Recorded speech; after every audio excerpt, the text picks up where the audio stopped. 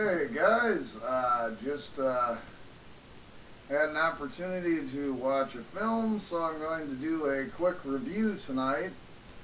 Just a couple of orders of business I'd like to get out of the way first. First off, I hit my first little milestone since I've been on here. I hit 50 subscribers. And in the short time I've been here, it's been great. So thanks for everybody out there that's subscribed. Really appreciate it out there, guys. And, just thanks a lot. Second little order of business. I've had a couple of comments stating that in some of my apparently more recent videos, I've been a little bit difficult to understand. Now, I'm not sure if that's because the volume setting on my mic is a little bit off or what exactly. Excuse me.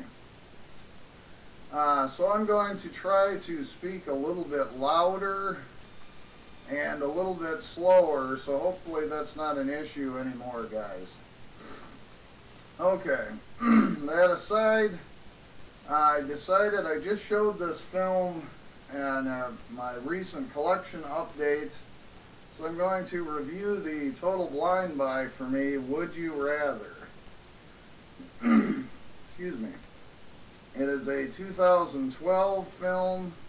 What attracted me to it was that it stars Brittany Snow, Jeffrey Combs of Reanimator fame, and then former porn star Sasha Grey.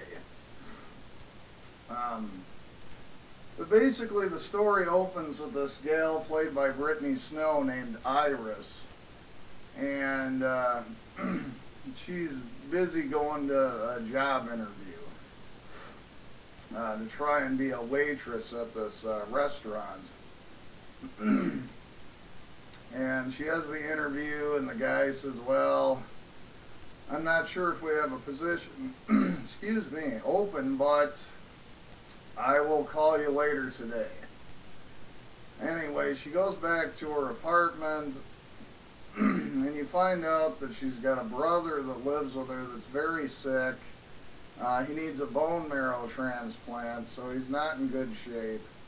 And you find out that she's got tremendous medical bills that she can't pay for because she's unemployed. Well, she talks to her brother, and,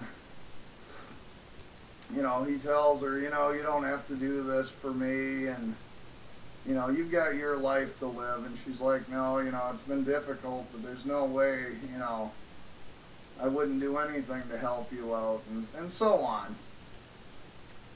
Well, the restaurant calls and tells her, sorry, we don't have an opening, and she's a little bit frustrated, but, it is what it is. Well, then the doctor calls at the clinic where she's been taking her brother and tells her that if she comes to the clinic tonight, he has a way she can sort of take care of all of her medical bills and get her brother some help. She goes to the clinic and meets with the doctor, and he introduces her to a guy played by Jeffrey Combs named Mr. Lambrick. Well, Mr. Lambrick is this philanthropist. He's extremely wealthy, and he goes on to say that he runs a foundation that sort of helps out people that are down on their luck to get their act together and so on. He says basically what he's going to do is add her to the list of candidates, and that they are to meet at his place for a dinner party, and that they're going to play a game. And the winner of this game will have basically all of their monetary troubles wiped away, and life will be good.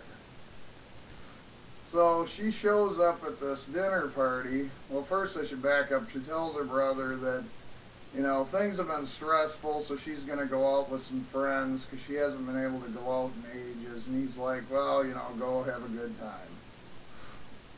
So she leaves the car, this limo picks her up, takes her to this house where there are 7 other folks that were also candidates for this money or what have you. Anyway, there's an elderly paralyzed woman in a wheelchair. There's, you know, the token black guy that's in all movies. Sasha Grey kind of plays the gothy, trashy chick, you know, not far off. And there's an ex-Iraqi war veteran and a guy who's a gambling addict. You know, but everybody's really down on their luck and so on. There's 8 total people. And basically, after they have a dinner, Jeffrey Combs announces now the game will begin, and basically the rules are simple. He's going to ask them, you know, the question, would you rather? And it would go by a number of rounds, and the last person standing wins all the money, and their life will be taken care of from then on. And I won't go a whole lot deeper than that.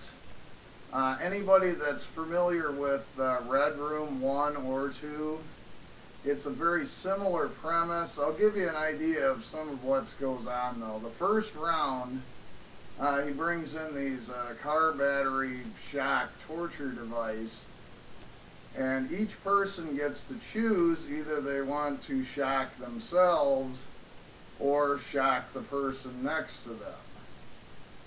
And then like in the next round, they get to choose to either stab the person in the thigh sitting next to them or beat the person on the other side of them with a big wooden stick. And as you can imagine, the things escalate and escalate and people start to die off. But I'll kind of leave it there, guys. I actually enjoyed it. I thought the ending was kind of good. I didn't exactly see that coming. So the acting was quite good. I love Jeffrey Combs. You know, if you've seen Reanimator, a lot of the films he was in, I think he's fantastic. Brittany Snow played really well. I mean, most of the acting was solid. Wasn't a tremendous amount of gore, but what was there was good. But for a total blind buy, guys, I was pretty pleased with it. So anyway, thanks a lot for checking it out, guys, and I'll talk to you later.